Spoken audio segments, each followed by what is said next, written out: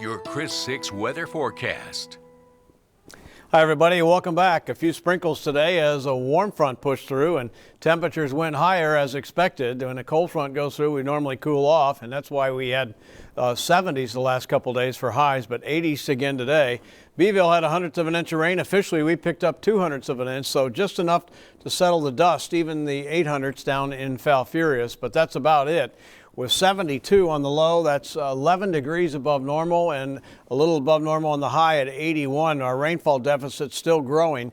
And when you look back at what our drought situation is like, we're still under 2 inches of rain in the last 124 days. That's over 4 months at 29% of normal rain, and definitely in a drought here with this all going back to the 27th of November. 80 right now, pretty breezy out there at 18 miles an hour with cloudy skies. Going to stay that way and very mild overnight. Upper 70s and low 80s across most of the region. A little sun out to the southwest there, and they're seeing mid 80s where it is breezy and 19 miles an hour in Alice, 18 here, and 20 at the Naval Air Station. Our hour-by-hour forecast keeps us in the 70s for lows tonight, low 70s, and we'll be pushing 90 with sunshine and weakening winds here tomorrow afternoon, but still on the breezy side. So satellite and radar shows a plethora of moisture coming at us from the Pacific, low-level moisture coming in from the Gulf, but no meaningful rain across the region. All of this flowing into low pressure and a big storm system developing up here in the Plain States. It's in its infancy now rainfall-wise in eastern Oklahoma, but will explode into thunderstorms in the Missouri River Valley later tonight and tomorrow. There's the Pacific moisture, and you can see it in blue here.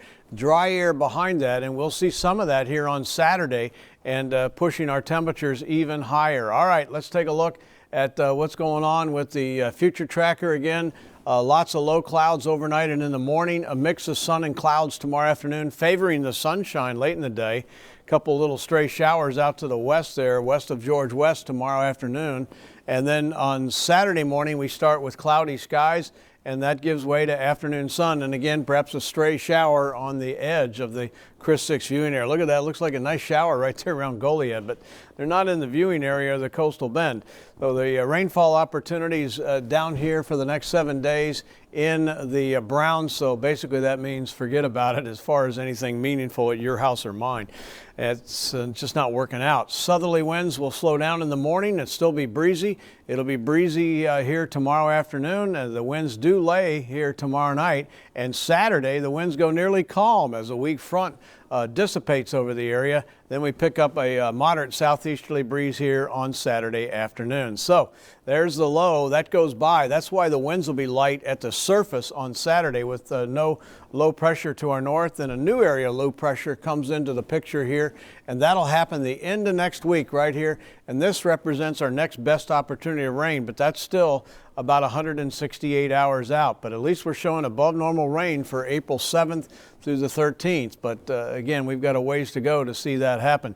60s and 70s for lows tonight, 80s and 90s for highs here tomorrow. We'll be close to that at 89, 76 in Port Aransas, and the 7-day forecast after 89 tomorrow, 86 with sun on Saturday, 87 and windy on Sunday as Windfest wraps up in Portland, 91 for Monday, 90 on Tuesday, and there's the weak front that comes into the area here Wednesday of next week with isolated showers that I think will actually pick up by the time we get to next weekend. All right, Michelle.